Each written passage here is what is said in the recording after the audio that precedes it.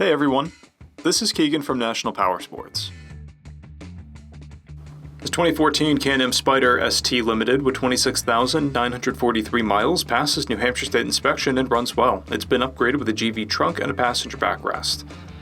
The SPYDER is in a class of its own and stands out with its unique three-wheel design. Offering power and agility, the SPYDER is also comfortable and capable of long days of riding. Powered by a 998cc engine, the SPYDER puts 106 horsepower and 77 foot-pounds of torque through a 5-speed transmission.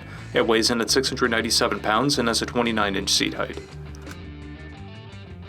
To see everything we know about this vehicle, including full mechanical and cosmetic condition reports, the service repair order, high-resolution photos, and more, please visit the listing on our website.